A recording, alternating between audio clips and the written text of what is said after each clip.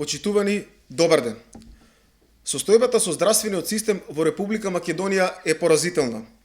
Поради дисфункционалноста на системот, граѓаните страдаат и се соочени со неквалитетна здравствена услуга. Лекарите и медицинскиот персонал неповратно заминуваат од Македонија барајќи поквалитетни услови за реализација на својата професионална кариера.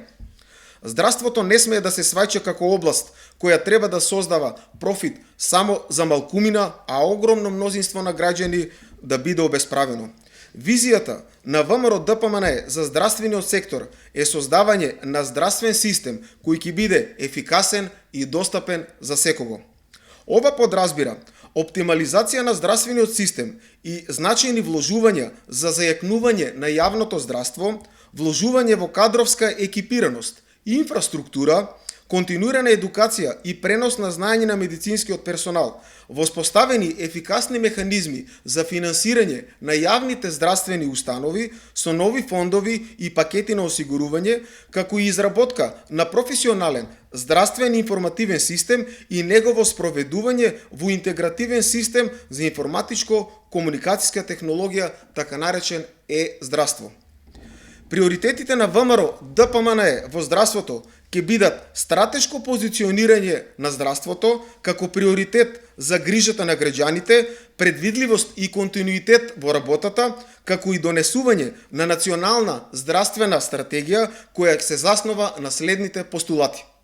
Прво, зајакнување на јавното здравство заради тоа што лекарите и здравствените работници треба да останат во Македонија и да работат во јавното здравство. Второ, зајакнување на примерното здравство, стоматологија и превентива. Трето, оптимализација на здравствениот систем ориентиран кон поквалитетни услуги за пациентите. Четврто, нулта корупција во здравството.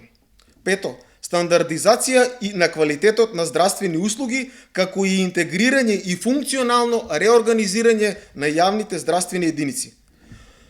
Клучни аспекти во програмата на ВМРО-ДПМНЕ за обнова за Македонија се воспоставување на концептот на здравство без хартија, која подразбира целосна дигитализација на фармацевскиот и здравствениот систем. Потоа, формирање на тело на национален координатор во здравството, кој ќе придонесе за оптимализација на здравствениот третман на пациентите. Трето, модернизација и функционална реорганизација на клиничкиот центар Мајка Тереза, градска општа болница 8 септември, потоа модерна универзитетска клиничка болница во Штип, како и реконструкција на здравствените центри во целата држава. ВМРО-ДПМНЕ се обврзува на 20% повисоки плати во здравството за сите линеарно во еден 4-годишен мандат. Континуиран раст од вкупно 20% за платите на лекарите, стоматолозите, средниот медицински персонал, како и техничкиот и административниот персонал. Се образуваме дека уште во првите 100 дена со интервенција во закон ќе овозможиме да медицинскиот персонал, лекарите и техничкиот персонал покри услугите што ги даваат во јавното здравство да даваат услуги во приватното здравство и обратно.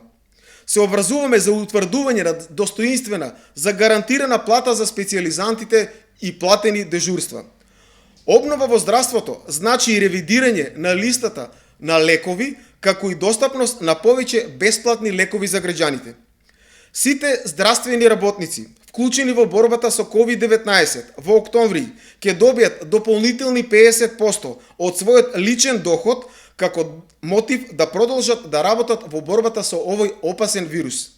Дополнително, вработените во клиниката за инфективни болести и градска општа болница 8 септември ќе добијат уште една плата како бонус за надчовечкиот напор кој го вложуваат во борбата со вирусот.